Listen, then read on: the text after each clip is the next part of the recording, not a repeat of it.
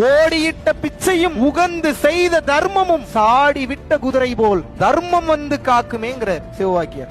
ஓடி ஓடி செஞ்ச பிச்சையும் போட்ட பிச்சையும் உகந்து செய்த தர்மம், மனசார நீ கொடுத்த தர்மம். ஆரம்பத்துல வராது, பயம் வரும், ஐயோ அவசரப்பட்டு கொடுத்துட்டேமே, அதிகமா கொடுத்துட்டேமே, ஐயோ கொடுத்துட்டு யோசி, இப்படி எல்லாம் நடக்கும். பயப்படக்கூடாது, கொடுங்க. ரிட்டர்ன் வரலனாலும் பரவாயில்ல, கொடுங்க. இறைவன் வேற ரூபத்துல உங்களுக்கு கிளியர் பண்ணிட்டு இருப்பாரு. உங்களோட பிரச்சனை ஒவ்வொன்னா ரிலீஃப் ஆகும். உங்களால நினைச்சு கூட பார்க்க முடியாத அளவுக்கு பெரிய பெரிய இடியாப்ப சிக்கல்லாம் காலியாகும். நீங்க நினைச்சு கூட பார்க்க முடியாத மாற்றம்லாம் நடக்கும். எப்போது நீங்கள் தர்மத்தின் பாதையில் இருக்கின்றீர்களோ அப்பதான் நடக்கும், இல்லைன்னா நடக்காது. எப்படி வசதி?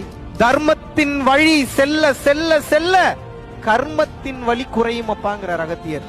என்ன சொல்றாரு? தர்மத்தின் வழியில் செல்ல செல்ல கர்மத்தின் வழி குறை. நீங்க செஞ்ச பாவம் பூரா நீங்க செஞ்ச தர்மம் எனக்கூடிய அந்த சுத்த உஷ்ணத்தில் தான் சுட்டு எரிக்கப்படும். அடி உழுகும், அப்பையும் நீங்க அனுபவிச்சுதான் ஆகும். அப்படி வந்து அப்படி டச் பண்ணிட்டு போவேன், வலிக்காம அடி உழுகும். போன ஜென்மத்துல பண்ணதே நம்ம அனுபவிக்கிறதுக்கு எவ்வளவு இருக்கு, நீ இந்த ஜென்மத்துல வேற நம்ம அனுபவிக்கிறோம். நிறைய இன்னும் நம்ம செயல் செய்யறோம். இதெல்லாம் கர்மாவா சேரக்கூடாதுன்னா என்ன பண்ணணும்னா, நல்லா புரிஞ்சுக்கங்க.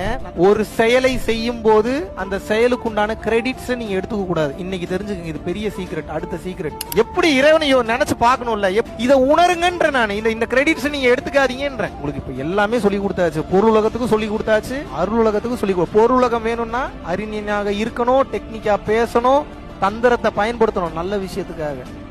கிருஷ்ணரே சூழ்ச்சி பண்ணாரா இல்லையா? அறிவில்லாத முட்டாளாக இருக்காதீர்கள், அறிவை பொருளுலகத்துக்கு பயன்படுத்திக் கொள்ளுங்கள். தர்மம்னு வரும்போது அறிவை பார்க்காதீங்க, கொடுத்துருங்க.